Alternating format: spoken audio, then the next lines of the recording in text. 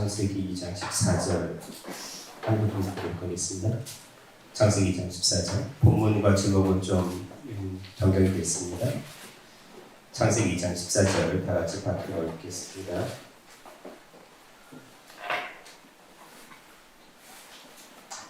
창세기 2장 14절 시작. 셋째 강의 이름은 히데이라 아스르 동편으로 부르며 넷째 강은 유라라.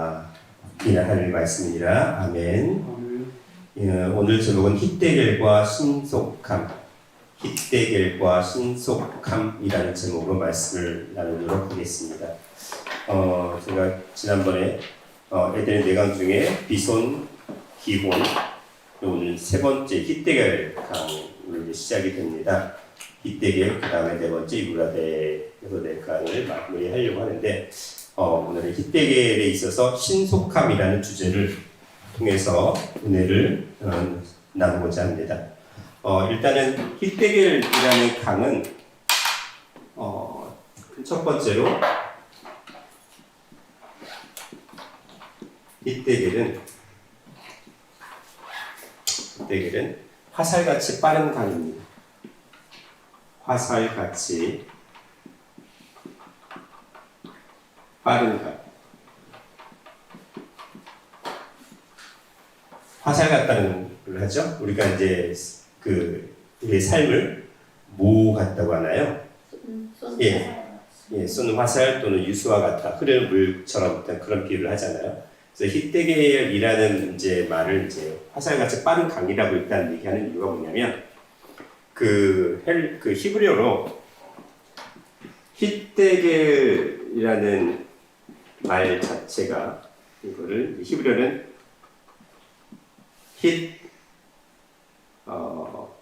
히데켈이라고 발음을 해요. 거의 비슷하죠. 히데켈인데 한글 번역성은 히데겔로 번역이 되었죠.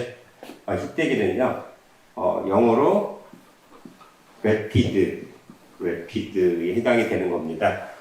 이게 무슨 뜻일까요? 이게 빠른이라는 뜻이죠. 빠른이라는 뜻인데, 이 빠르다는 게 여러 가지 의미에서 빠른 부분이에요. 시간적인 부분도 있고, 일단 시간, 그리고 속도, 시간과 속도라는 부분도 있지만 여기에서는 어떤 영적인 측면에서의 빠름까지 다 포함이 되는 말입니다. 요 빠름을 어떻게 보냐면 급속한, 급속한 아주 빠른 급이죠. 아주 속도가 엄청 빠르다는 그런 어떤 급속한 또는 신속한. 한글 성경에서는 신속한이라는 개념이 많이 이제 번역이 되어지는 말들이 많이 있어요. 그리고 민첩한 이라는 개념이 다 들어가 있습니다. 예를 들어서 다니엘은 민첩한 자라고 했잖아요. 어디 영적인 무슨 민첩한의 개념을 쓰기도 하죠. 그래서 일단은 히데겔이라는 말 자체가 빠른 개념인데, 어떤 빠른 거냐면 급속하고 신속하고 민첩한 이런 개념인데, 그건 시간적인 또 속도적인 부분, 영적인 부분의 개념을 다 포함하고 있는 말이 히데겔입니다. 그것이 히데겔이에요. 그래서 이 히데겔이라는 강이요, 우리가 다 알고 있는 강인데, 우리 이제 유프라테스 강에 단짝이 있어요. 어떤 강이죠? 티그리스 강이죠. 그 티그리스 강이 히데겔이에요. 여기 이제 우리가 메소포타미아 하면은 여기 이제 우르가 있고 갈대아 우르가 있고, 요 밑에 있는 게 유프라테스 강이고, 그 다음에 위에 있는 게 티그리스 강이잖아요. 이 티그리스 강 자체를 히데겔로 지칭합니다. 그러니까 히데겔은 히브리식으로 이제 번역한 말이고, 티그리스는 옛날 때 고대 팔레스틴어라고 좀 부르시면 돼요. 그래서 티그리스라는 말을 주로 많이 씁니다. 티그리스. 그래서 이 티그리스 강이요. 보면은 길이가 유프라테스 강보다는 길까요? 짧을까요? 유프라테스 강보다는 제가 짧게 그린 거죠. 여기 유프라테스 강이고 이거 티그리스 강입니까? 네. 그러니까 유프라테스가 더 길다. 그렇죠. 유프라테스 그러니까 티그리스 강이 제가 네, 짧은 거예요. 네. 근데 이 길이가요. 티그리스 강이 대략 이제 물론 어떻게 추정하느냐에 따라 다르겠지만 1988 킬로미터 정도의 길을 갔는데 1988. 그런데 중요한 건 그 티그리스 강이요. 유프라테스 강은 좀 넓대요. 요 강의 폭이 넓은 편인데 티그리스 강은요, 이 강의 폭이 좁아요. 강의 폭이 좁게 되면 그 강에 물이 흐를 때 어떻게 될까요? 빨라지죠. 속도가 엄청 빨라지죠. 그래서 그 너비가 되게 좁기 때문에 유프라테스 강보다 그 속도가 1.6배 정도 더 빠르다고 하더라고요. 그런 류 속의 속도를 가진대요. 이게 티그리스 강이에요. 그 속도가 빨라서 요 그 티그리스 강을 일반적으로 어떻게 정의를 하냐면 화살같이 빠르다. 화살같이 빠르다. 티그리스 강을 화살같이 빠르다. 그리고 급류, 그러니까 뭐 한자로는 급류라고 얘기를 하죠. 정의를 한마디로 정리하자면 화살같이 빨리 흐르는 강. 화살같이 빨리 흐르는 강의 의미를 가진 게 바로 히데겔의 의미입니다. 그러면 이 에덴의 네 강 중에 히데겔이라는 이름이 들어가 있잖아요. 들어있는데 그러면 이 히데겔이라는 그 이름을 에덴의 네 강 중에 하나로 성경은 기록을 했습니다. 그 이유가 있겠지요. 어떤 이유를 이제 어떤 하나님께서 어떤 의도를 가지시고 이 히데겔이라는 이름을 에덴의 네 강 중에 한 강으로 기록을 하셨을까라는 부분을 오늘 좀 잠깐 생각을 해보도록 하겠습니다. 일단은요, 아까 우리 삶이 유수와 같다, 흐르는 물과 같다라고 하잖아요. 빠른 화살 같다 그런 얘기를 하는데 요 히데겔 강은 1차적으로 어디에 에덴 동산이 있다면 여기 에덴 동산이 있다면 에덴 동산 밖에 네 강이 흐르잖아요. 그렇죠? 밖에 네 강이 흘러요. 그럼 이 네 강이 흐른다는 것은 에덴 동산 안에는 영생의 열매 생명나무를 나타내고 있지만 에덴 동산 밖으로 쫓겨난 아담이 흙으니 흙으로 들어갈지라 너는 흙에서 취함을 받았으니 흙일진이라고 얘기하셨던 것처럼 에덴 동산 밖은 영생이 아니라 사망이잖아요. 그렇죠? 그 사망인데 에덴 동산 안에 한 강이 그 에덴 동산 밖에서 네 강으로 나뉘었다는 의미는 에덴 동산 밖에 있는 그 사란, 동서남북 세상을 나타내는 그 타락한 백성을 어떻게 하시려고 네 강을 흘려보내는 걸까요? 살리시려고 하는 거잖아요. 살리시는 거죠. 근데 1차적으로 에덴 동산 밖이라는 이 세상은요, 세상 또는 땅은 우리 타락한 인간을 얘기하죠. 타락한 인간의 어떤 삶을 얘기하죠. 타락한 인간의 삶을 얘기해요. 그래서 그 타락한 인간의 삶이 한순간이잖아요. 결국 죽음으로 결론을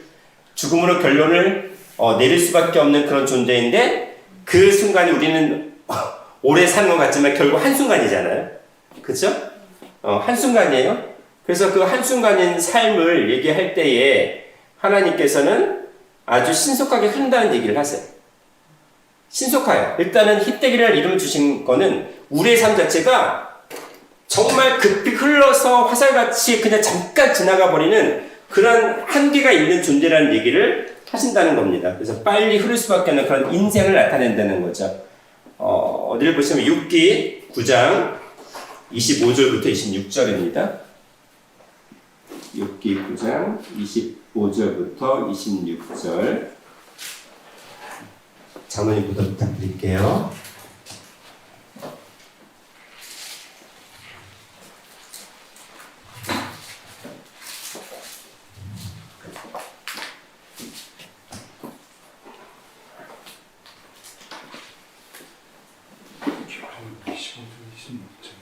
네.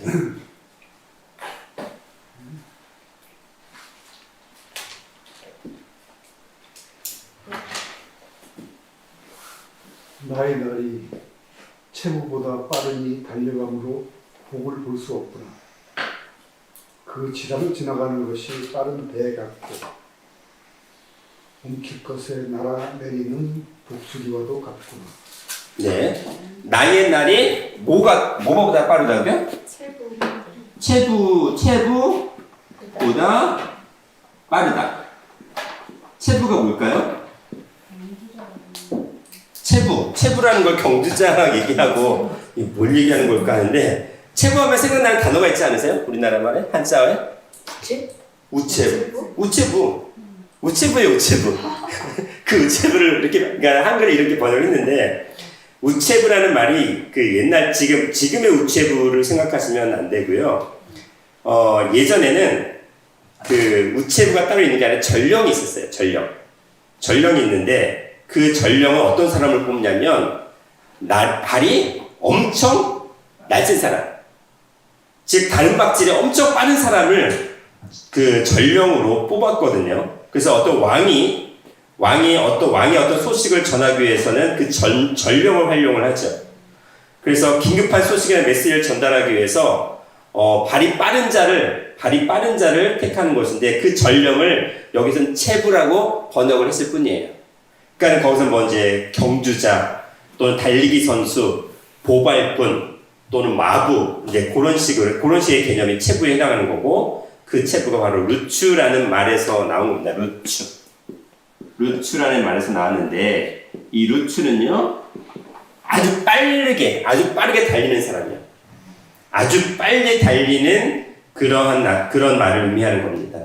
아주 빨리 달리는 사람, 빠르게 움직이는 사람, 달리기 선수 그런 말을 의미하는 게 바로 루츠, 그 체부입니다. 체부보다 빠른 게 인생이래요. 체부보다 빠른 게 인생인데 빠른데 어떻게 가냐면 달려간대요. 빠르니 달려간다. 이 빠르다는 칼날이라는 말도 엄청 빠르다는 개념인데 지금 강조를 한 겁니다. 체부도 빠른 사람이고 빠르다는 개념도 엄청 빠르다는 개념인데 또 달려간대요. 달려가는 게 뭘까요? 달려가다.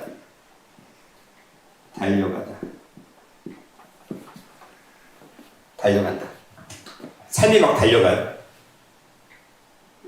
우리 삶이 막 달려간다고 여기 지금 번역을 해놨잖아요.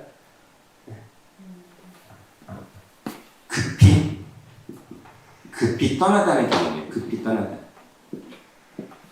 우리 삶이 긴 것 같지만 급히 떠나버린 그냥 한 경점보다 못한 그런 존재라는 겁니다. 달려간다는 개념이에요. 급히 떠나버린다. 그런데 여기 보니까 26절에 보니까 어떻게 돼 있어요? 그 지나가는 곳이 빠른 배. 빠른 배다. 이 당시에는 배가 엄청 빠르다고 생각을 했겠죠. 그 당시에는 배가 엄청 빠른 거죠. 그렇죠. 교통수단에서도 배가 가장 빠른 기구였기 때문에 오늘날 따지면은 뭐 최소한 로켓 정도 나와야 빠르다고 하겠죠. 그렇죠. 빛에서 뭐 로켓 정도는 나와야 되겠죠. 비행기보다 더 빠른 그런 개념을 이해를 하시면 되고요. 그 다음에 세 번째로는 뭐라고 비유를 했냐면 움킬 것에 날아내리는 독수리. 이게 어떤 모습이 떠오르세요? 날아내리는 독수리. 먹이 잡으려고. 그렇죠. 얘 물고기를 잡다면은 멀리서 그 독수리 그 시력이 엄청 뛰어나다면서요. 만약 내리찍게 될 한순간에 내리찍어서 그 물고기를 가로채는 그런 속도라는 거죠. 그런 개념으로 얘기를 했는데 그 당시에서는 엄청 빠른 개념으로 얘기한 겁니다. 그 당시 구약의 개념에서는 엄청 빠른 개념의 그 모든 것들을 다 갖다 쓴 겁니다. 우리 인생이 뭐와 같다? 다른 복지라는 그런 전령보다 빠르고요. 그리고 빠른 배보다, 지금으로 얘기하자면 비행기나 로켓보다 더 빠른 속도이고, 그리고 움킬 것, 즉 먹이를 잡기 위해서 날아내려 꽂히는 그런 독수리와도 같은 우리 삶이다라는 얘기를 합니다. 이 본문 말씀에서 현대인의 성경은 이렇게 번역을 했어요. 내 날이 화살처럼 빠르게 지나가니라고 되어 있습니다. 내 날이 화살처럼 빠르게 지나간다라고 번역을 했어요. 뭐 한마디 딱 얘기하면 화살처럼 빠르게 지나간다. 그게 우리 삶이다라고 얘기를 했습니다. 한 구절 더 보자면 시편에도 이런 비슷한 말씀이 나오는데 시편 90편 10절 말씀입니다. 시편 90편 10절. 시편 90편 10절 말씀. 우리의 연수가 70이요 강건하면 80이라도 그 연수의 자랑은 수고와 슬픔뿐이요 신속히 가니 우리가 날아가나이다. 네, 우리 영상을 시편 기자는 우리의 연수가 뭐 70이요 강건하면 80이요 이 본문을 가지고 제가 설교를 한 적이 있었잖아요. 영적 의미까지. 근데 중요한 건 원래 인간은 족장 시대를 보자면 노아 홍수 이전에 몇 세까지 살았어요? 가장 장수한 인물이 969세를 살았잖아요. 천년 가까이 살았어요. 근데 천년 가까이 살았던 존재가 인간의 그 타락을 계속 연거푸 거듭하면서 어떻게 돼? 우리 연수가 70이요 강건한 80이라고 지금 엄청 줄어든 거잖아요. 그렇죠? 지금 우리가 천년 가까이 산다고 하면 거의 영원한 삶을 산다고 생각할 수 있는데 지금 이러면 이렇다는 거죠. 그래서 뭐 지금은 그래도 의학이 많이 발전해서 120세까지 산다는 이제 얘기도 하는데 어쨌든 중요한 건 아무리 오래 산다 하더라도 결국 죽음으로 맞이할 수밖에 없는 그런 삶이라는 거죠. 근데 그걸 갖다가 어떻게 했냐면 아무리 열심히 살고 정말 최선을 다해서 노력하고 산다 할지라도 우리 연수에 결국 자랑하는 것은 수고와 슬픔뿐이라는 거예요. 슬픔? 왜? 죽음으로 끝나니까 슬픔뿐이라는 거죠. 그리고 신속히 간다는 거죠. 신속히 가니 우리가 날아가나이다 라고 얘기했습니다. 신속히 가니 우리가 날아가나이다. 여기 신속히라는 말이 있어요. 신속히.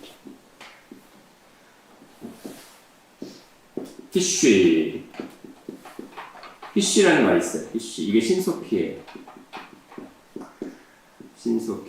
신속히라는 히쉬라는 말이 있어요.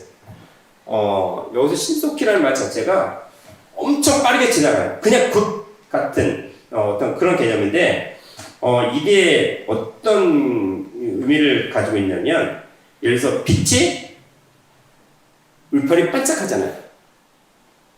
그쵸? 반짝한다는 게 물론 우리가 보는 인간의 눈으로 보는 개념이 있어서 반짝하는 순간이 길까요? 아니면은 어떤 짧을까요? 네. 그래서 빛이 반짝이다는 그런 개념이 있어요. 빛이 반짝이는 그런 신속한 그렇게 빨리 아주 그냥 어찌 보면은 너무나도 무의미한 그런 존재와 같은 인생을 살아가는 게 우리 삶이라는 거죠. 그러면서 신속히 가다라는 말 자체도 신속히라는 말도 빠른 개념인데 가다라는 말 그 자체도 빨리 지나가 버리는 거예요. 빨리 순식간에 딱 지나가는 거예요. 신속히 간이라는 것도 빨리 지나갑니다. 빨리 지나가요? 빨리 지나가 버리는데 거기다 또 뭘 넣었어요?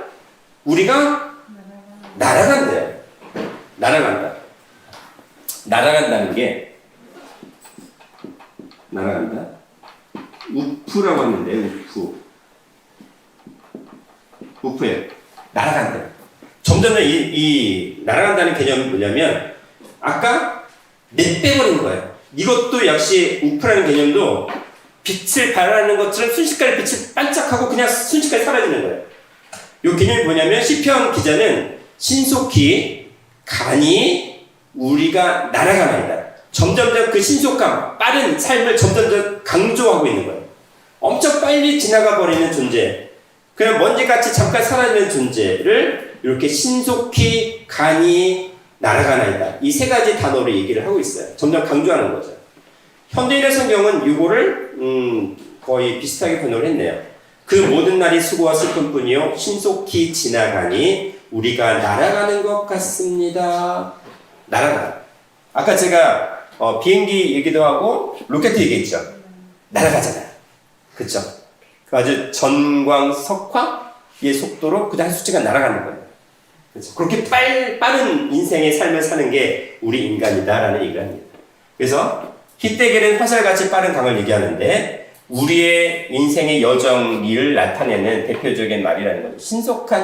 신속하게 빠르게 흘러가는 그런 우리 인생의 삶, 어떤 한계 있는 삶, 죽음에 이를 수밖에 없는 그러한 존재, 그러한 인류 역사를, 타락한 인류 역사를 나타내는 말이 화살같이 빠른 우리 삶을 나타낸다라는 것을 말씀드렸습니다. 자, 그렇다면 히데겔은 우리 인간의 한계를 나타내는 말 자체가 히데겔인데 더불어 어떻게 하면 이 한계를 극복하고 초월할 수 있는 삶을 살 수 있을까? 라는 제안도 같이 동시에 하는 겁니다.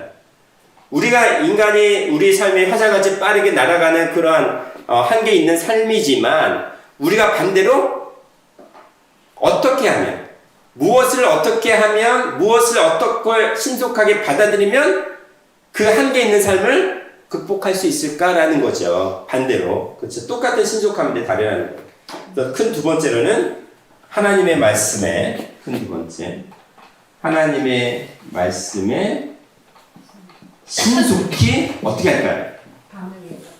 신속히 아멘하라. 뭐 그걸 좀 다른 말 얘기하자면 순종. 그렇지. 아멘입니다.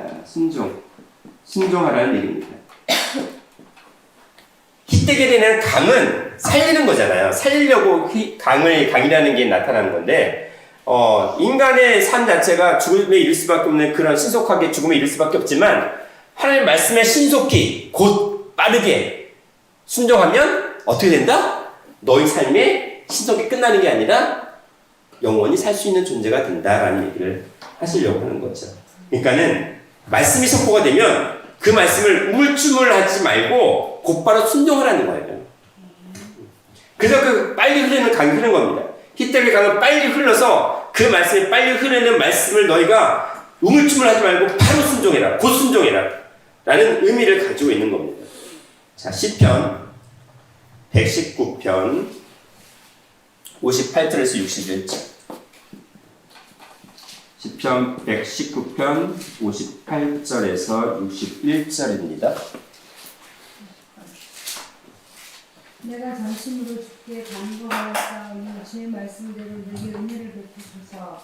내가 내 행위를 생각하고 주의 증거들을 향하여 내 갈 길을 돌이켰사오며 주의 계명들을 지키기에 신속히 하고 지체하지 아니하였나이다.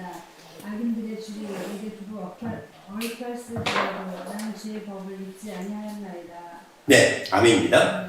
보세요. 내가 전심으로 온 마음과 온 영과 온 유구를 다해서 주의 은혜를 구하였습니다. 주의 말씀대로 나를 긍휼히 여겨달라고 좀 간구하겠는데 내 행위를 생각하시고 내가 내 행위를 생각하고 주의 증거로 내 발을 돌이켰어요. 말씀을 향해서 내 발을 돌이켰습니다. 60절에 주의 계명을 지키기에 어떻게 했다고요?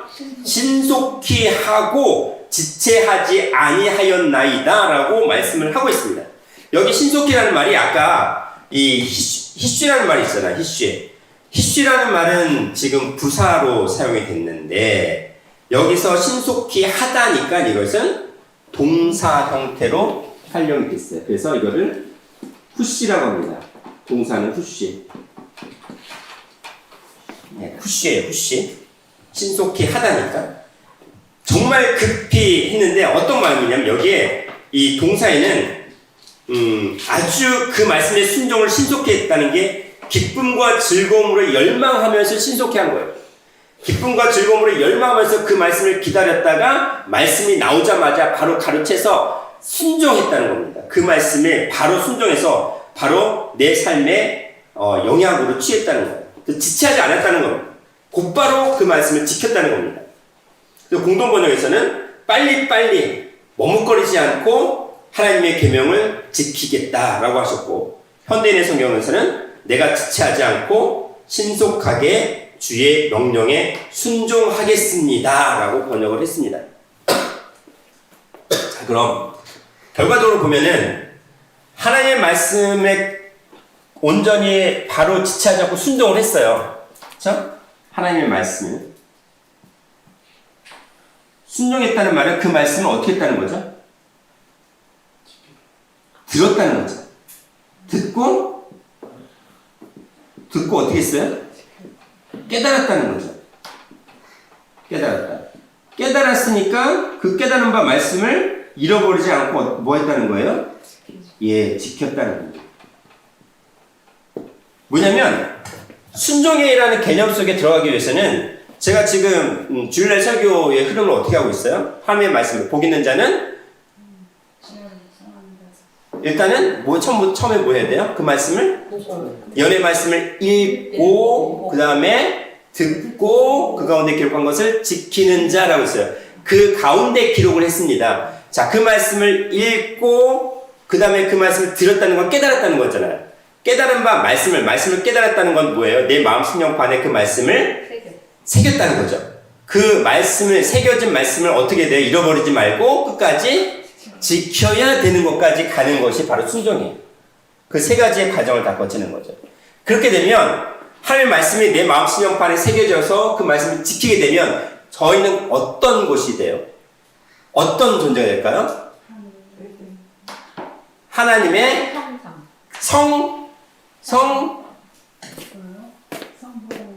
하나님의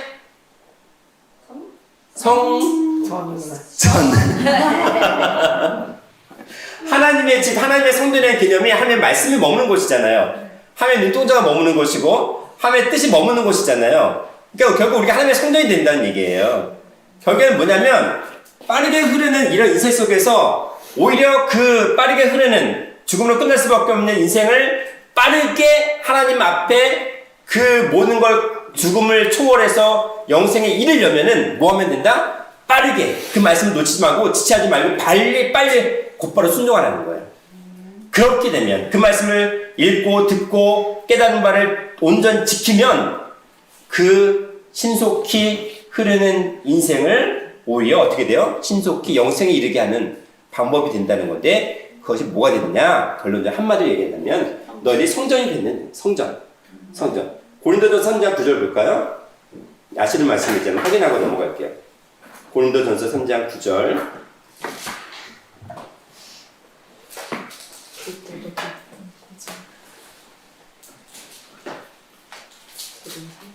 고린도전서 3장 9절. 우리는 하나님의 동역자들이요 너희는 하나님의 같이요 하나님의 집이니라. 네, 우리가 하나님의 집이잖아요. 하나님이 머무시는 집, 하나님의 말씀이 머무는 집, 영이신 하나님이 우리 안에 거하시기 때문에 우리는 하나님의 집이에요. 교회는 하나님의 집이잖아요. 그렇죠? 자, 3장 16절도 볼게요. 16절 말씀. 너희가 하나님의 성령인 것과 하나님의 성령이 너희 안에 거하시는 것을 알지 못하느니. 네, 너희는 각자 우리는 하나님의 성전이에요. 왜? 하나님의 영, 즉 하나님의 성령이 너희 안에 머무신다고 했잖아요. 성령, 하나님의 영이죠. 성령이. 왜냐하면 요한복음 6장 63절에 영은 뭐라고요? 하나님의 말씀이고 생명이잖아요. 그렇죠?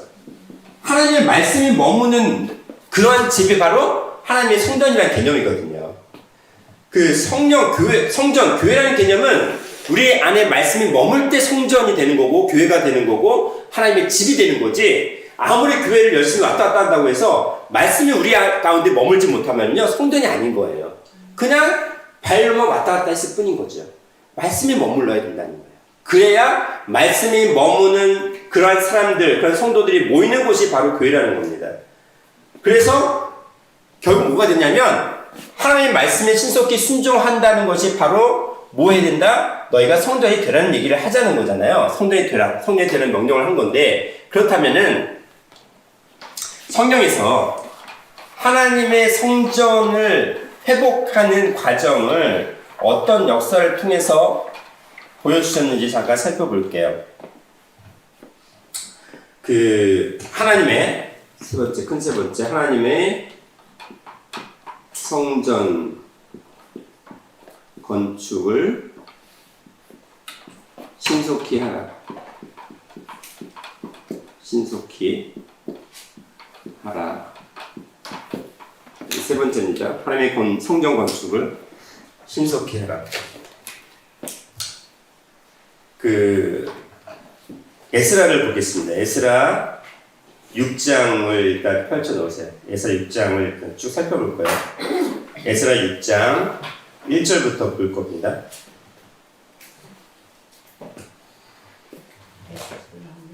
에스라 네헤미야 에스더 그죠? 에스라를 보시면 이제 그 앞에도 마찬가지인데 성전 건축을 다시 이제 하려고 하는데 성전 건축을 해방하는 사건들이 있었고 그 해방하는 사건들 가운데 다시 한번 성전 건축을 해는 그런 역사들이 계속 반복이 되어지는 사건들이 있는데 에스라 6장과 7장을 보시면 어떻게 하나님께서 신속하게 성전 건축을 하게 만드셨는지를 우리가 잠깐 살펴볼 수가 있습니다. 근데 에스라 6장 1절 2절 볼게요. 이에 다리오 왕이 조서를 내려 서적 북한 곧 바벨론에서 보물을 쌓아두면서 조사하게 하였더니 메데도 앙메다 등에서 한 두루마리를 얻으니 거기 기록하였으되 네, 지금 다리오 왕이 등장을 했습니다. 그래서 다리오 왕은 바사 왕이라고 되어 있어요. 바사 왕이에요. 바사 왕 다리오 왕이 조서를 내렸습니다. 명령을 내렸습니다. 뭐 했냐면 바벨론에서 보물을 쌓아둔 곳에서 조사를 하겠어요. 어떤 조사를 했냐면, 근데 어떤 조사를 하겠는지 지금 그 이해 내용이 나오는데, 한 두루마리를 발견했는데, 그게 두루마리 발견한 곳이 어떤 곳이에요? 메데도 앙메다 궁이라고 되어 있습니다. 메데도 앙메다 궁에서 한 두루마리를 발견을 했습니다. 이 두루마리를 통해서 성전 건축이 회복되는 역사가 나타납니다. 자, 그 내용이 이제 그 6장 3절부터 나옵니다. 3절, 4절 읽어보겠습니다. 에스라 6장 3절, 4절. 고레스 왕 원년에 조서를 내려 이르기를 예루살렘 하나님의 전에 대하여 이르노니 이전 곧 제사 드리는 처소를 건축하되 지대를 견고히 쌓고 그 전에 고는 60유빗으로 광도 60유빗으로 하고 4절까지. 큰 돌을 세 켜에 새 나무 한 켜를 놓으라. 그 경비는 다 왕실에서 드리라. 네, 지금 다리오 왕이 발견한 한 두루마리 내용 속에 뭐가 있냐면 고레스 원년 때죠. 고레스 왕 원년 때 어떤 명령을 내렸어요? 하나님의 전에 대해서 모든 제사 드리는 그 처소를 건축을 해야 되는데 경고에 있어서 건축을 해야 되는데 그 전에 고가 몇 규빗? 고가 60, 광이 60규빗이에요. 그렇죠? 60규빗 하면 뭔가 이게 떠오르시지 않으세요? 네? 그렇죠. 타락한 666에 대해서 성전 건축을 통해서 노아 600세에 하나님의 노아 방주를 건축하게 했잖아요. 그래서 600이라는 타락의 수를 정리하시고 그 다음에 60이라는 수를 지금 다시 한번 뭐 해야 돼요? 회복을 해야 되는데 여기서도 지금 성전 건축에 고가 60규빗, 광이 60규빗 나오네요. 그쵸? 60을 해결하고 그 다음에 6을 해결하는데 예수님께서 이 땅에 오셔서 뭐가 나와요? 돌 항아리 6개, 그 다음에 6 남편 나오잖아요. 타락의 회복의 수를 그 사건을 통해서 보여주시는데 고레스 원년의 그 성전 건축을 다시 명하시는 고레스 이방 왕인 바사 왕 고레스 왕을 통해서 하나님의 성전을 건축을 다시 한번 하게 만드십니다. 그 모든 경비를 왕의 곳간에서 즉 왕실에 전부 다 낸다는 거예요. 어떠한 사건 아니에요? 그렇죠? 이방인의 왕인데 자기 모든 왕실에서 낸다는 거는 국고가 아니라 어떤 걸까요? 말씀할 걸까요? 자기 사유재산이에요. 왕의 사유재산. 늘 얘기하는 겁니다. 왕의 사유재산을 우리는 옛날에 뭐라고 얘기를 했냐면 내탕고라는 말이에요. 내탕고. 이 조선시대 내탕고라는 말이 있잖아요. 임금의 사사로운 재물을 보관하던 곳인데 그 왕실의 그 사유재산을 관리하는 그러한 창고인데 뭐 천재 직원이나 그다음에 기근이 있을 때 그 자신의 재산을 풀어서 백성을 살렸던 그런 사건들 나오잖아요. 그런 개념이에요.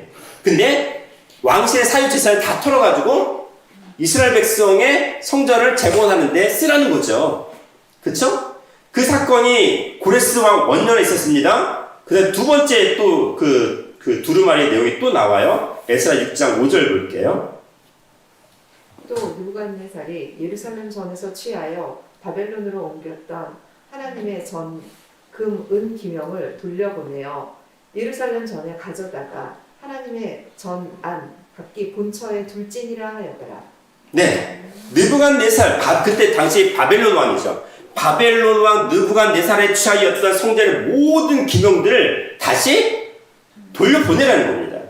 그쵸? 다시 돌려보내라는 거예요. 그러면서 이제 에스라 6장 전에 에스라 4장 5장을 보시면은 그 성전 건축을 계속 방해를 해놨었거든요. 다리오 왕 이전에 고레스 왕이 명령을 해서 하나님의 전을 건축하려고 했는데 중간에 계속 방해를 했던 사건들이 있었습니다. 근데 그 방해했던 사람들이 지금 다리오 왕에게 성전 건축을 뭐 하게 해달라고 얘기를 했냐면 멈추게 해달라고 요청을 한 겁니다. 근데 거꾸로 어떻게 해요? 멈추게 하는 요청을 다시 어떻게 했냐면 해! 너는 더 이상 방해하지 말고 성전 건축을 다시 지속하게 만든 사건이 일어나는 거죠. 에스라 6장 6절부터 7절 볼게요.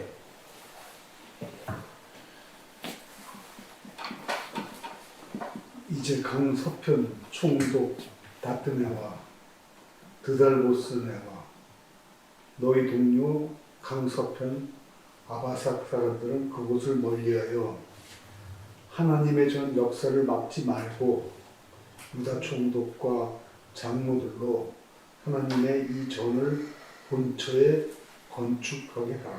야, 너희 그 다뜨네하고 스달보스네 그리고 저기 아바삭 사람들 있잖아. 이제 너 거기 근처 가지 마. 금지 명령을 내렸습니다. 금지 명령 내리고 더 이상 하나님의 전을 건축하는 역사를 막지 말고 오히려 그 유다 총독들과 장로들로 하여금 이 전을 건축하게 하라고 오히려 거꾸로 명령을 내린 거예요. 혹 때리려다가 혹을 붙인 거죠. 그렇죠?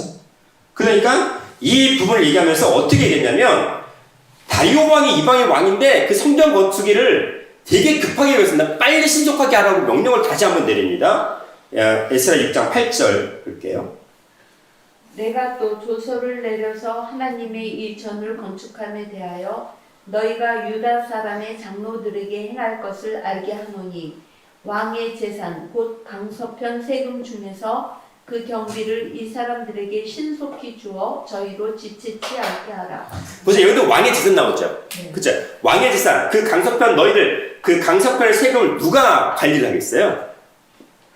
왕이 심하게 강서편 세금이니까 아까 강서편 총독 다뜨네와 스달보스네 그 동료였던 아바삭 사람들 그 사람이 왕의 세금을 걷잖아요. 그래서 왕의 세금을 바칠 거 아니에요.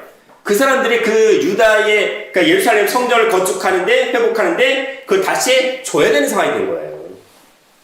그거잖아요. 강서편 즉 왕의 재산 곧 강서편 세금 중에서 라고 되어 있잖아요. 그렇죠?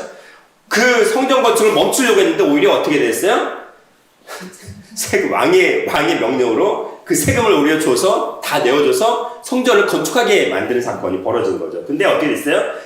표현을 어떻게 신속히 주어서 저희로 지체치 않게 하라. 신속히요. 신속하게 말씀해요. 신속하게. 여기서 신속하라는 말씀은 오스파르나라는 말이 있어요. 오스파르나.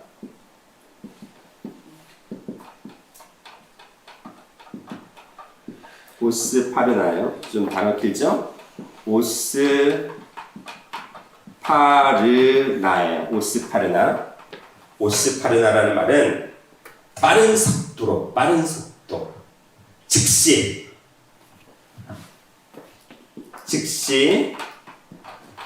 빠른 속도로 곧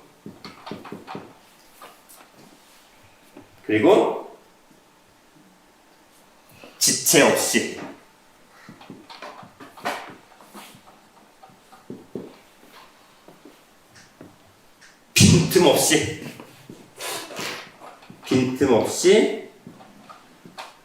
빈틈없이 하냐면 어떻게 해요? 철미. 머리와 꼬리까지 시작과 마무리 모든 것을 완벽하게 빈틈없이 그 성전 건축하는데 전부 다 투입하라는 겁니다. 왕의 재산, 왕의 모든 것들. 그게 오스파르나예요. 그게 신속히 번역된 오스파르나의 말입니다. 오스파르나. 그러니까는 세상 말로 이 사람들은 이 성전 건축을 멈추게 해서 그 사람들을 완전히 제거하려고 했는데 거꾸로 어떻게 됐어요? 완전히 도와줘야 돼요. 자기 재산을 다 털어서 도와줘야 되는 거예요. 신속하게 명령하셨거든요. 그래서 저희가 지체하지 않게 다시 반복을 합니다. 지체하지 않게 신속하게. 그래서 거꾸로 열렬히 간절히 바라는 마음으로 다 도와주라는 거예요. 다 내어주라는 겁니다. 그것뿐만 아니에요. 에스라 6장 9절부터 10절 말씀 보면 예물 드리고 제사 드리는 그 모든 것을 다 내어주라고 얘기를 하고 있습니다. 에스라 6장 9절 10절.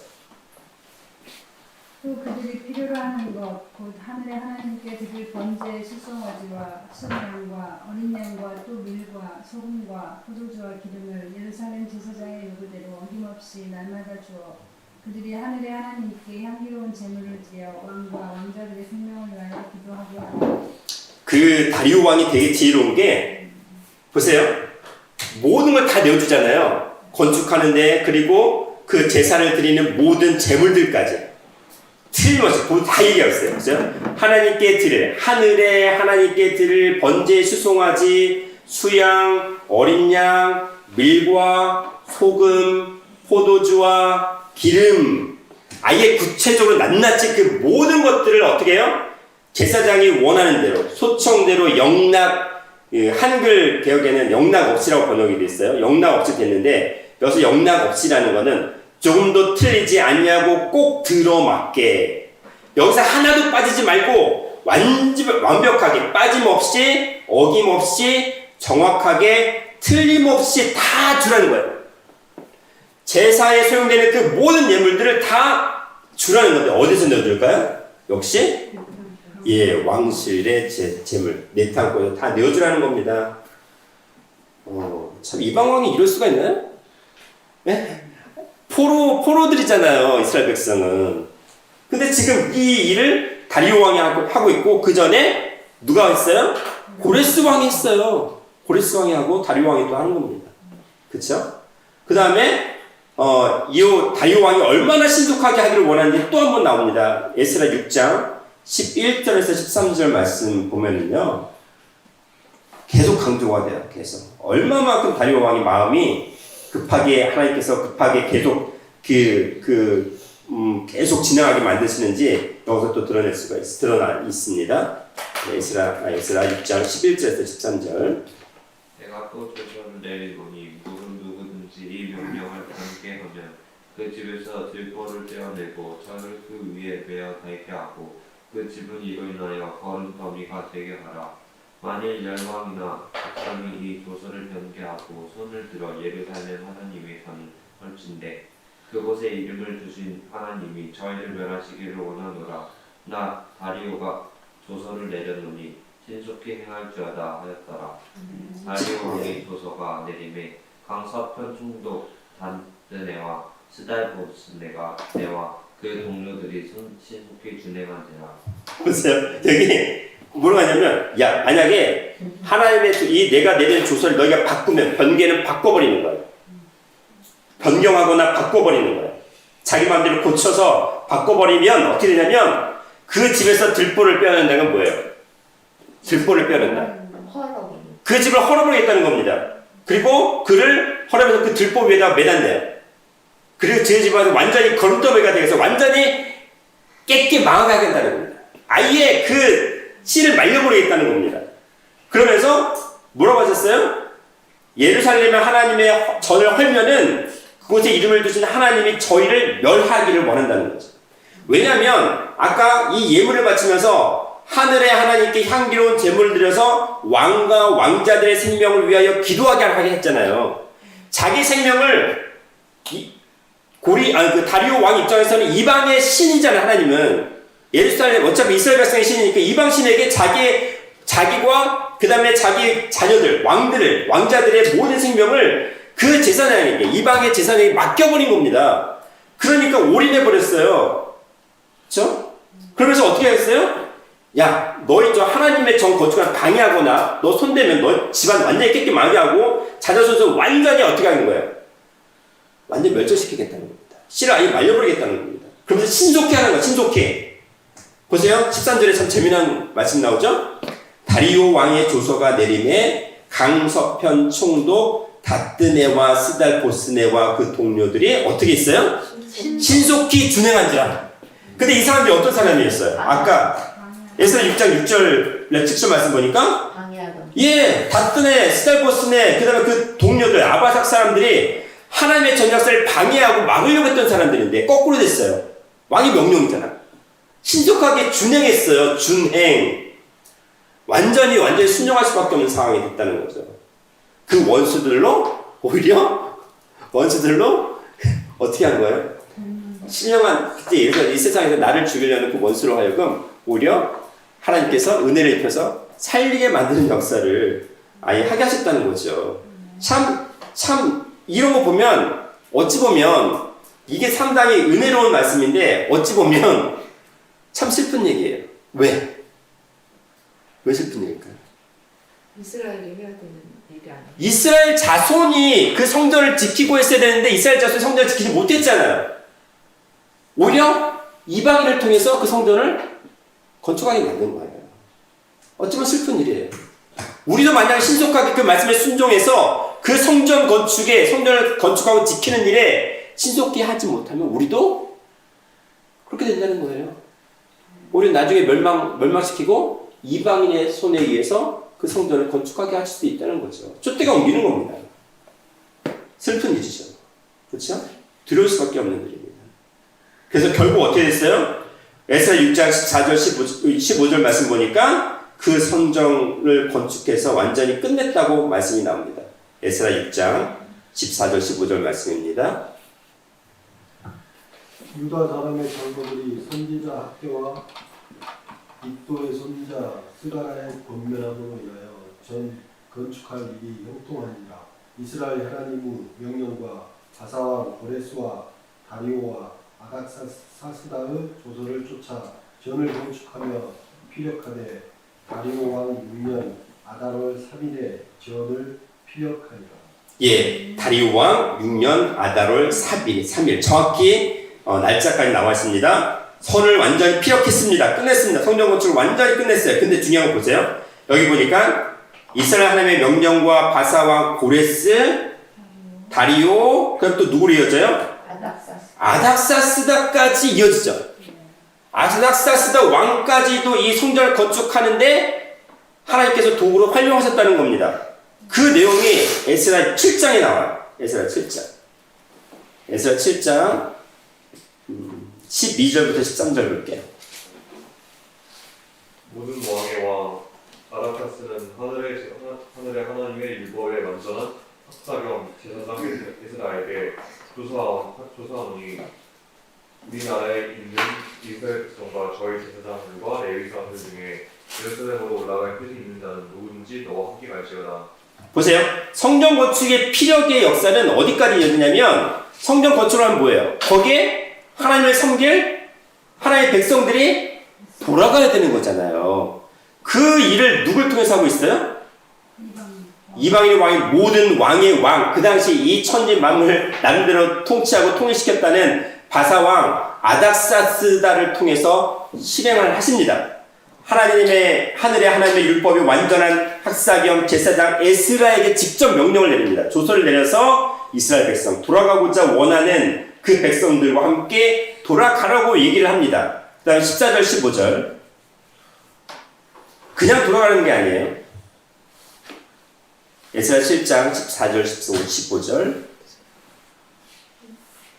너는 내 손에 있는 내 하나님의 율법을 쫓아 유다와 예루살렘의 정형을 살피기 위하여 왕과 7 모사의 보냄을 받았으니 왕과 모사들이 예루살렘에 거하신 이스라엘 하나님께 성심으로 드리는 은금을 가져가고 또 네, 보세요. 그냥 가라는 게 뭐냐면 뭘 가져가라고요? 은금 왕과 모사들이 예루살렘에 거하신 이스라엘 하나님께 성심으로 온전한 마음으로 드리는 은금을 가져가는 거예요. 누가 주는 은금이에요? 왕하고 왕을 중심으로 한 그 신하들, 왕과 성심이 어떻게? 하나님께 성심으로 드리는 은금을 가져가는 거예요. 이스라엘 백성은 하나님의 절을 지키지 못했습니다. 드리지 못했어요. 자기 삶을 드리지 못했고 자기 마음 심령 가운데 그 말씀을 지키지 못했기 때문에 성전이 다 무너지고 잃어버렸어요. 그래서 포로가 된 자가 됐지만 이방인 왕을 통해서 어떻게 하는 거예요? 그 모든 걸 회복시키시는 거예요. 뭘 보라는 걸까요? 아, 이거 좋아라 이러고 있으라는 얘기일까요? 이스라엘 백성이 지켜야 될 그 성전을 지키지 못한 걸 이방인을 통해서 다시 보여주면서 회개하는 겁니다. 신속하게 그 말씀에 순종하라는 겁니다. 그쵸? 자, 16절부터 볼게요. 16절부터 또 20절까지 볼까요?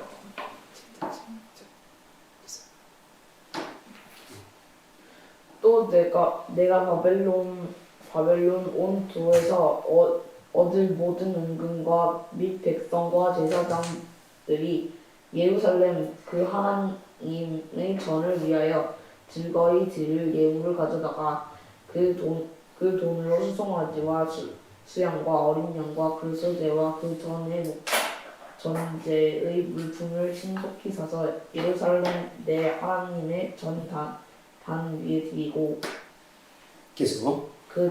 그 나머지 은금은 너와 너의 형제가 선히 여기는 일에 너희 하나님의 뜻을 쫓아 쓸지며 내 하나님의 전에서 섬기는 일을 위하여 내게 준 지명은 예루살렘 하나님 앞에 드리고 그 외에도 내 하나님의 전에 쓸 것이 있어서 내가 드리고자 하거든 무엇이든지 왕이 내 땅굴에서 취하여 드릴지니라. 네, 보세요. 왕이 드린 은금을 성심과 함께 드린 헌금을 가져가고 또 바벨론 온 도에서 얻을 모든 은금과 백성과 지상들이 예루살렘의 그 하나님의 절과에 즐거이 드린 예물을 가져다가 보세요. 바벨론 온 도에서 은금과 그리고 백성과 지사장들이 하나님의 절과에 즐거이 드린 예물을 전부 다 가져다가 그 돈으로 뭘 사라는 거예요? 하나님께 제물로 드릴 수송아지, 수양, 어린 양, 소재, 그 전제의 모든 물품을 어떻게 사서? 신속하게 빨리 사서 예루살렘 내 하나님의 전의 단 위에 드리라는 겁니다. 그렇죠? 그리고 그 나머지 임금은 너희 형제가 선히 여기는 일에 하나님의 뜻을 쫓아 쓰고 나머지 섬기는 일하여 내게 준 기명은 예루살렘 하나님 앞에 드리라는 거예요. 모든 기명들까지. 이걸 어떻게 하라고? 20절에요. 어디서? 그 외에도 내 하나님의 전에 쓸 것이 있거든. 뭐라고요? 왕의 내 땅굴에서 취하여 드릴지니라. 와, 이게 왕의 내 통과를 지금 완전한 학사겸 제사장인 에스라에게 야, 네 마음대로 써! 라고 그 모든 권한을 준 거나 다름이 없잖아요. 생각을 해보세요. 왕이 하나님께 드릴 헌금, 모든 도에서 얻을 세금, 그렇잖아요? 모든 은금들 전부 다 갖다 쓰는데 그것도 모자라? 그럼 왕의 내 땅굴에서 전부 다 꺼내서 써. 상상이 되는 일인가요? 상상이? 거꾸로 생각을 해볼까요? 만약에 또 전쟁이 일어나서 예를 들어 북한이 남한을 점령했어. 네? 말이 안 되는 일이지만 일단은 점령을 했어요. 그렇잖아요? 근데 거꾸로 하나님께서 북한의 지도자를 감동시켜서 야, 다시 남한 내려가서 성전 건축하고 거기에 모든 예물 그 모든 걸 다 지원해줄게. 네가 알아서 다 해. 거꾸로 한번 생각을 해보자고. 예를 들자면 말이 안 되는 일이죠. 말이 안 되는 일인데 지금 하나님께서 말이 되게 만드신 거예요. 거꾸로. 신속히 느릿느릿 아니에요. 왕의 마음이 더 이방의 왕이었던 왕이 아닥사스다 왕이 아까 이전에 아닥사스다 이전에 다리오 왕이 다리오 이전에 또 누가? 고레스, 다리오 아닥사스다를 통해서 하나님의 성전을 회복하고 백성들을 회복시키고 거기에 드리는 모든 제사를 다 회복시켰습니다. 아주 신속하게 자기의 모든 걸 다 털었어요. 그렇죠? 21절 보겠습니다. 에스라 7장 21절부터 24절입니다.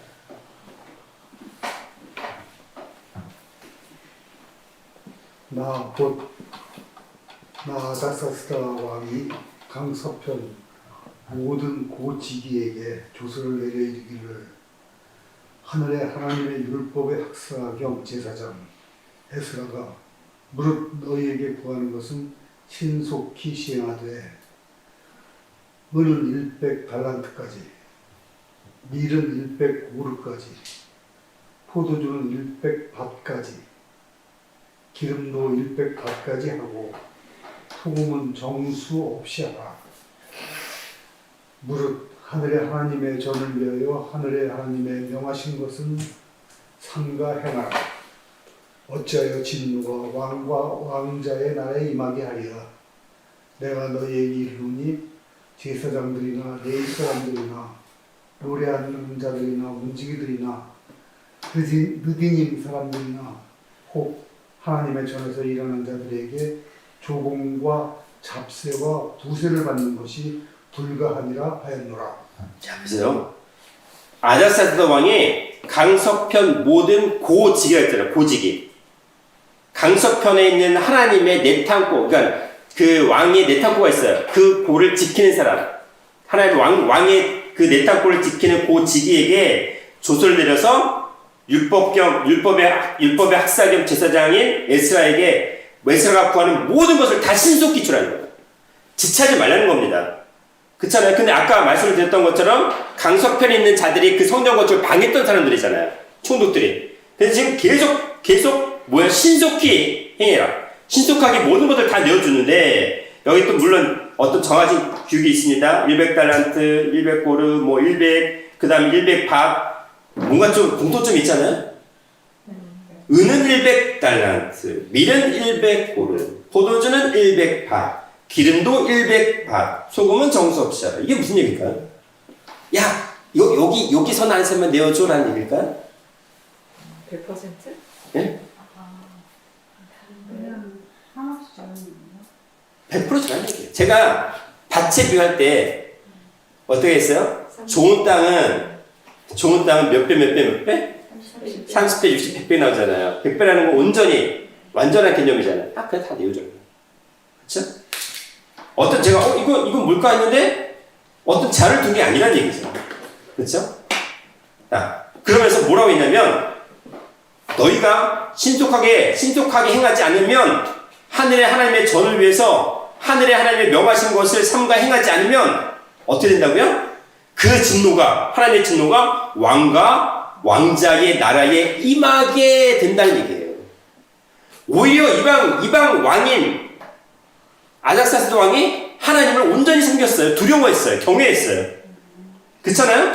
그러면서 하나님의 일을 행하는 모든 레위 사람들, 노래하는 자들, 그 다음 문지기들, 느디님 사람들, 하나님의 전에 일하는 모든 사람들의 조공, 잡세, 부세 받는 것은 불가하다. 세금 아예 면제. 세금 면제예요. 와. 지금 오히려 어떻게 하면은 교회를 무너뜨릴까 하는 그런 추세를 가고 있는데, 그렇잖아요. 이방 왕인 아닥사스다 왕이 이런 조치를 취했다는 겁니다. 그래서 우리가 신속히라는 말이 여기서 계속 나오잖아요. 아닥사스다 왕도 아까 다리 왕도 그랬는데, 근데 제물 드리는 것, 그 다음에 그 모든 것을 그 에스라가 구하는 모든 것들 다 신속히 아까 7장 16절에도 17절에 나와 있고 또 21절에 나왔어요. 그 결과 뭘 얘기하냐면 에스라 7장 25절에서 26절 말씀 보고 마무리하겠습니다.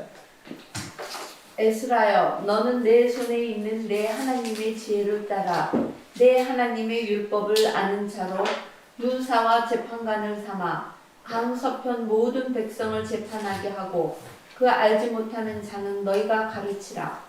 무릇 내 하나님의 명령과 왕의 명령을 준행치 아니하는 자는 속히 그 죄를 정하여 혹 죽이거나 정배하거나 가산을 정벌하거나 옥에 가둘지니라 하였더라.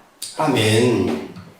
이제 뭐냐면 여기서 아까 다리오 왕도 그렇고 아닥사스다 왕도 그렇고 신속히라는 말이 몇 번씩 나오나요? 몇 번씩 나왔어요? 2번, 3번. 다리오 왕 때는 3번 나왔고요. 아까 6장에서. 그 다음에 아닥사스다 왕에는 2번이 언급이 됐어요. 근데 이제 중요한 건 모든 재물을 드리는 거. 그러니까는 신속히 왕이 냈다고 해서 모든 취하에 드리는 그 모든 것에 대해서 신속히 너희가 행하는데 지금 계속 보면은 초점이 누구냐면 그 성전 건축을 방해하고 무너뜨리려고 했던 사람들 있죠. 그 서평강의 총독들에게 계속 강조해서 계속 명령을 내리는 겁니다. 신속하게 지체하지 마. 계속 명령을 내리는 거예요. 자, 그러면 이게 뭐냐면 에덴의 네 강을 통해서 하나님께서는 살리는 역사를 이루시고자 하는 거잖아요. 그렇죠? 에덴의 네 강. 에덴의 네 강이에요. 에덴에 일단 에덴 안과 밖이 있어요. 에덴 안에서는 영생이잖아요. 근데 에덴 동산 밖은 사망이잖아요. 그렇죠? 근데 이 사망에 대한 숫자는 동서남북 4고 에덴 안에서는 에덴 동산 안에서는 하나야, 하나. 1. 에덴 동산 강에서는 하나의 강이 흘렀고 에덴 동산 밖에서는 4개의 강이 흘렀으니까. 강이 흘렀다는 거는 이 타락한 세상을 살리기 위함인 거잖아요. 타락한 세상을 살려서 어디 안으로? 에덴 안으로 다시 회복하는 거예요. 그렇죠? 4라는 세상 땅의 수에서 하나님이신, 유일신 하나님이신 1로 회복하는 걸 말씀을 하고 있어요. 근데 중요한 건 지금 고레스 왕과 다리오 왕과 아닥사스다 왕을 통해서 성전 건축을 신속히 하라는 명령을 내리게 하신 모습을 통해서 어떻게 하신 거예요? 야, 지금 본 자손이 이스라엘 백성이 하나님의 원래 하나님 백성 때 이스라엘 백성 선민이었던 이스라엘 백성이 정신 못 차리고 하나님이 이 땅에 오신 예수님을 죽였잖아요. 그 죄값을 어떻게 됐어요? 이스라엘이 멸망당하고 성전지 전부 다 파괴가 됐습니다. 근데 에덴 동산의 4강이 흐르는 중에 히데겔이라는 얘기를 하면서 히데겔은 각 강의 특징이 있지만 히데겔은 신속하게 흐르는 화살같이 신속하게 흐르는 강을 라는 걸 통해서 너희가 어떻게 하라는 걸 보여주세요. 에덴 동산 밖에서 에덴 동산 안을 회복하려면 어떻게 하라는 얘기가? 신속하게 곧바로 순종하지 않으면 안 된다는 거예요. 지금은 그걸 너희가 하지 않으니까 우리 이방 왕을 통해서 지금 보여주신 거 아니에요? 이스라엘 백성에게 마지막으로 성전 건축을 어떻게 되는지, 너희 10년 가운데 성전 건축을 어떻게 되는지, 뭘 함으로? 너희 가운데 신속하게 행하는 게 먼저 뭐냐면 말씀을 신속하게 듣고 곧바로 순종하라는 거예요. 그렇게 행해야지만 어디로? 에덴선 안으로 회복할 수 있다는 겁니다. 사망에서 영생으로 회복할 수 있다는 거예요. 곧바로 곧순정. 나중에 이 4대강 끝나고 마테마가 누가 요한 사복음서를 할 때 그 곧순정이라는 것이 또 있어요. 그리고 내생물도 같이 이어져요. 내생물도 같이 이어지거든요. 내 강은. 그 모든 것들이 보면 뭐냐면 사복음서도 그렇고 내생물도 그렇고 에덴 동산 안으로 회복하는 그 삶을 살려고 명령하시는 걸 예표로 보여주시는 거거든요. 결국 뭐예요? 내 강 중에 우리가 행해야 될 행동이 뭐예요? 신속해. 너희 인생이 곧바로 끝나는데 그 짧은 삶 속에서 너희가 해야 될 일이 뭐냐면 신속하게, 짧은 인생 속에서 신속하게 그 말씀에 순종해서 성전을 회복하지 않으면 결국 에덴 동산 밖의 삶이 될 수밖에 없다는 거죠. 그래서 우리가 히데겔, 화살같이 빨리 흐르는 강의 히데겔을 통해서 신속하게 하나님의 말씀이 내 안에 신속하게 빨리 흘러서 빨리 곧순종해서 에덴 동산의 심령, 영원히 사는 영생으로 회복되는 그 과정을 우리에게 나타내 보여주신 거죠. 그래서 우리는 신령한 히데겔의 생명의 말씀을 받아서 곧순종, 신속한 순종을 통해 하나님의 성전인 신령한 에덴으로 회복하는 그러한 열매를 맺으시기를 주님의 이름으로 축원하겠습니다. 예, 기도합니다. 사랑과 은혜가 충만하신 하나님 아버지, 영생의 말씀을 신속하게 우리에게 내려주시고 그 신속한 말씀을 온전히 곧 지체 없이 순종하는 우리 삶이 되어서 신령한 하나님의 성전이 되어서 우리가 영생의 열매를 맺어드리는 아버지의 백성들이 되게 하여 주시옵소서. 우리 더더욱 약속교회가 신속한 삶을 사는 순종의 열매를 맺게 하여 주시옵소서. 감사드렸고 사랑과 은혜가 충만하신 예수님 이름 받들어 기도드리옵나이다. 아멘. 감사드립니다. 하나님께 영광 말씀드립니다. 감사합니다. 감사합니다.